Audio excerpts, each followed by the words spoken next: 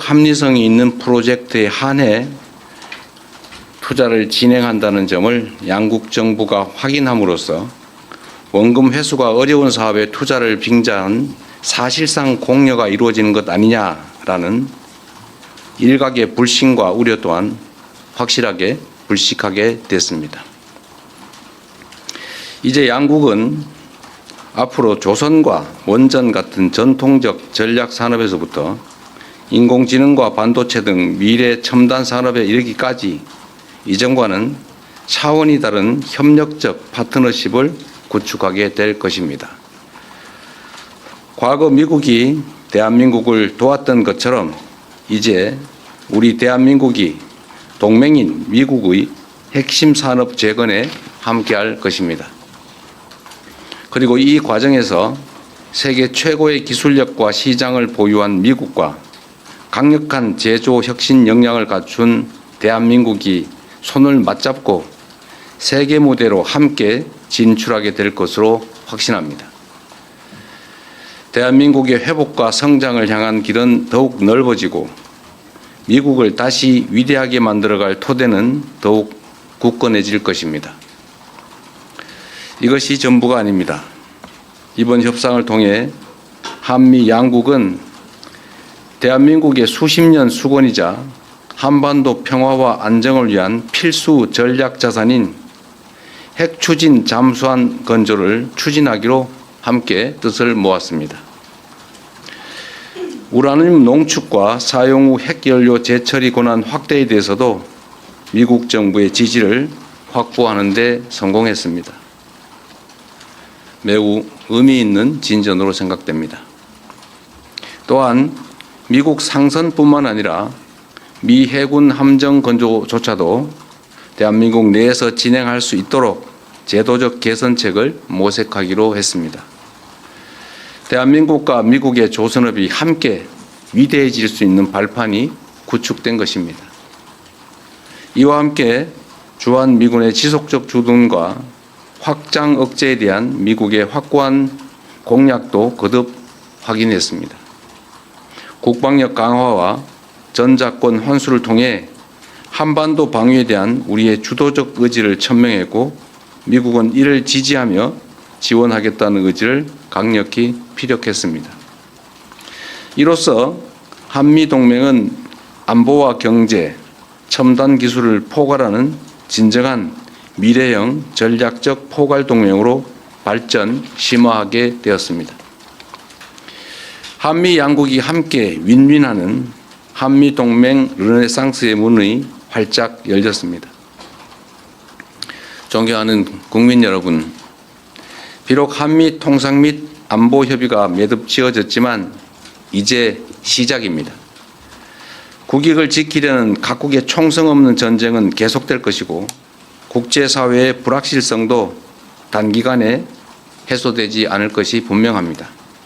그럴수록 우리는 이번 한미 협상 과정에서 보여줬던 담대한 용기와 치밀한 준비, 하나된 힘을 바탕으로 국력을 키우고 국익을 지키며 국민의 삶을 개선해야 합니다. 정부는 성과를 만들어내는 유능한 실용 외교를 바탕으로 외교 지평을 보다 넓히고 수출 시장을 다변화하며 세계를 연결하고 현재와 미래를 잇는 글로벌 선도 국가를 향해 힘차게 나아갈 것입니다. 미래산업 전장의 핵심인 인공지능 분야에 과감히 투자하고 엔비디아와 같은 세계 최고 기업들과의 협력을 보다 강화하겠습니다. 우리의 인공지능 활용 경험과 역량을 바탕으로 인공지능 격차 해소를 위한 연대와 협력에 앞장서겠습니다. 인공지능 세계 3강이자 아시아의 인공지능 수도로서 국제사회와 함께 포용적이고 지속 가능한 공동 번영을 모색해 나가겠습니다. 존경하는 국민 여러분, 국제사회의 불확실성이 심화될수록 영내 주변국들과의 관계를 안정적으로 가져가는 것도 매우 중요합니다. 지난 경주 에이펙 정상회의를 통해 그동안 어려움을 겪던 한중 관계가 이제 개선될 전기가 마련됐습니다. 저와 시진핑 주석은 정상회담을 통해 경제 협력과 교류를 지속적으로 강화해 가기로 뜻을 모았습니다.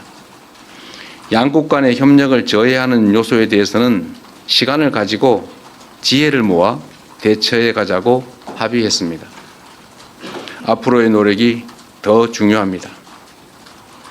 특히 냉엄한 국제 질서 속에서 우리와 입장이나 생각이 다르다고 상대를 근거 없이 배척하는 것은 매우 어리석은 행동입니다. 미국도 중국과 다방면에 걸쳐 갈등하고 대립하지만 또 한편으로 협력할 부분은 협력하고 있습니다. 지금 우리에게 필요한 것은 바로 그러한 실사구시적인 자세입니다. 정부는 중국과의 꾸준한 대화를 통해 양국 관계 발전과 한반도 평화를 위한 길을 흔들림 없이 이어갈 것입니다. 세계 질서가 대전환의 터널에 접어들었습니다. 인공지능 혁명과 기후위기, 인구 문제 등 수많은 난제들이 기다리고 있습니다. 향후 10년간 국제 질서는 지난 100년간 우리가 겪었던 것보다 훨씬 더 빠르고 보다 심대한 변화를 겪게 될 것입니다. 이런 때일수록 우리는 국익 중심의 실용 외교를 바탕으로 동맹국과 우방국과의 관계를 두텁게 하고 외교 지평을 넓혀 나가야 합니다. 국제사회에 영원한 적도 영원한 친구도 없습니다. 오직 국익만이 영원합니다. 무엇보다 이제 대한민국은 과거처럼 힘없고 가난한 나라가 아닙니다. 세계 10위권의 경제력과 5위의 강력한 군사력을 바탕으로 한반도와 동북아의 질서를 주도하는 중심 국가로 힘차게 뻗어 나아가야 합니다. 우리는 그럴 능력과 준비가 되어 있습니다. 저는 다음 주 G20 정상회의 참석차 남아프리카 공화국으로 출국합니다. 나라 밖에서 활동하는 우리 국민들과 기업들이 안심하고 해외에서 활동할 수 있도록 그 환경을 더 적극적으로 만들어 나아가겠습니다. 국민의 삶을 개선하고 국가의 더 나은 미래를 개척하는 데 정부의 모든 역량을 쏟아붓겠습니다. 함께해 주십시오. 고맙습니다. 네, 질문은 공동 설명 자료 팩트 시트에 관련된 좀 구체적인 내용 그리고 세말적 내용들은 이후에 안보실장과 그리고 정세실장이 해주실 겁니다. 대통령께는 좀 주요 내용과 의미에 대한 질문들을 간단하게 좀 받겠습니다. 손 들어주시면 질문 받겠습니다. 제일 먼저 손 들어주신 앞에 네 송승섭 기자 먼저 질문 받겠습니다. 송승섭 기자한테. 네. 대통령님 안녕하십니까? 저 아시아경제 송승섭 기자입니다. 먼저 정말 고생 많으셨습니다. 저는 그 팩트시트 발표가 다소 지연된 이유에 대해서 좀 여쭤보고 싶습니다. 그간 언론 보도 등을 통해서 여러 해석이 나오긴 했는데 이제 발표가 됐으니 이 팩트시트 조율 과정에서 좀 어떤 부분이 가장 큰 쟁점이었고 어떤 부분을 가장 염두에 두셨는지 여쭤보고 싶습니다. 미국 정부의 입장은 이미 정상회의 때 대체적인 내용이 확정되었다라는 것이면서도 실제적인 세부 문안 작성에 있어서는 매우 여러 가지 다른 의견들을 제시해 왔습니다. 우리 역시도 이게 대한민국의 운명을 좌우할 수 있는 중요한 사안이기 때문에 글자 하나, 사안 하나 이렇게 소홀히 할 수 없었기 때문에 그런 세부 내용 정리, 아주 미세한 분야까지 치열한 논쟁이 있었다라는 점을 말씀드립니다. 그리고 여러분께서 대체로 짐작하시는 것처럼 우라늄 농축이나 핵 재처리 문제 또 핵 추진 잠수함 문제에 대해서 미국 정부 내에서 약간의 조정 과정이 필요하지 않았나 이렇게 생각이 됩니다. 네, 다른 질문 또 받겠습니다. 네, 매일경제 성승훈 기자님. 예, 대통령님, 매일경제의 성승훈 기자입니다. 이번에 그 팩트시트 발표를 대통령께서 직접 하시게 됐는데요. 뭐 안보실장이라든지 뭐 정책실장께서 하실 수 있었는데도 대통령께서 직접 발표하시게 된 그 배경을 좀 설명해 주시면 감사하겠습니다. 그리고 한 가지 더 여쭤보고 싶은 게 그동안 이제 이런 회의랑 뭐 협상을 하시고 나면은 국력을 키워야겠다는 말씀을 많이 주셨었거든요. 그래서 이번에 그 관세 안보 팩트시트 하면서 소회 같은 것도 한 말씀 해주시면은 감사하겠습니다. 네, 뭐 외교 사안에 대해서 아주 내밀한 또는 이면에 있었던 과정의 이야기를 자세히 하는 것은 그리 적절해 보이지는 않습니다. 그런 한 가지 말씀드릴 수 있는 것은 이게 마치 국가의 미래를 좌우하는 정말 중요한 사안임에도 이게 우리의 의사가 제대로 또 합리적, 이성적으로 관철되기보다는 일종의 힘의 관계에 의해서 일방적으로 처리될 가능성이 높은 것 아니겠습니까?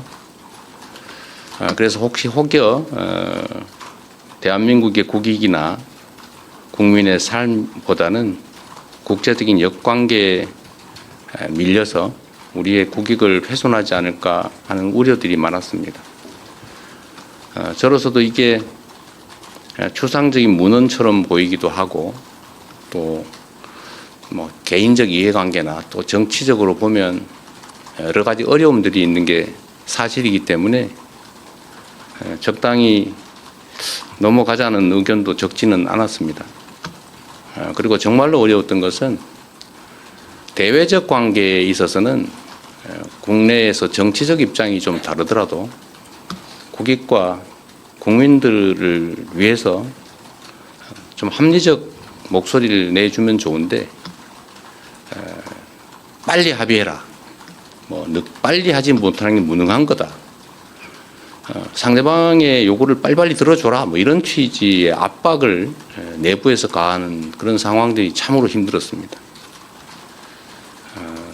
어려운 일이긴 하겠지만 국익에 관한 한 대외적 관계에 관한 한 정쟁의 대상으로 삼아서 국익에 반하는 합의를 강제하거나 또는 실패하기를 기다려서 공격을 하겠다는 심사처럼 느껴지는 그런 내부적인 부당한 압력은 참 없었으면 좋겠다는 생각이 들었습니다.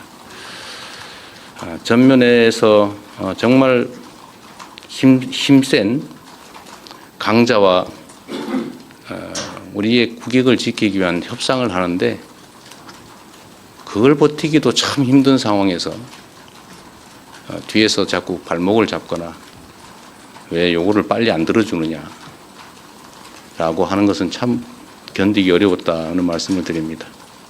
우리가 가진 유일한 힘은 버티는 겁니다. 이게 우리가 가지지 못한 것들을 추가로 새롭게 얻어나기 위한 능동적, 적극적 협상을 하는 게 아니고 상대의 요구에 의해서 국제질서 재편에 따라서 어쩔 수 없이 손실을 최소화해야 되는 그런 일종의 비자발적 협상을 해야 되는 그런 상황에서는 우리가 가진 최대의 무기는 버티는 겁니다.